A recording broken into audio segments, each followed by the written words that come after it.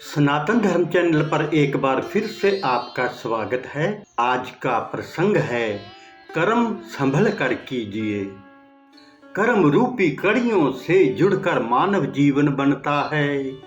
जैसा कार्य वैसा जीवन, ये अकाट्य सत्य है। हम जो कुछ करते हैं मानो बीज बोते हैं, जो कालांतर में उगकर फल के रूप में हमारे सामने आता है और हमारा भाग्य बन जाता है। करते समय जो कर्म था, लौटते समय वही भाग्य बन जाता है। हम जो बोएंगे वही उगेगा। त्याग बोएंगे त्याग उगेगा, प्रेम बोएंगे प्रेम उगेगा, सत्य बोएंगे सत्य उगेगा, उदारता बोएंगे तो उदारता उगेगी। हमारा बोआ हुआ ही हमें वापस मिलता है। इसमें जरा भी हेर फेर नहीं हो सकती। संसार कर्म प्रधान है, जो जैसा करेगा वैसा ही पाएगा।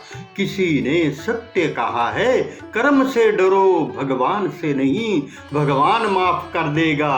कर्म नहीं, कर्म तो निश्चित फल लेकर ही लौटेगा।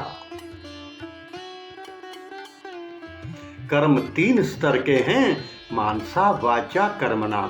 मानसा अर्थात सोचना, वाचा अर्थात बोलना और कर्मणा अर्थात शरीर द्वारा कर्म करना। हम जिसके प्रति जैसा सोचेंगे वह व्यक्ति भी हमारे प्रति वैसा ही सोचेगा।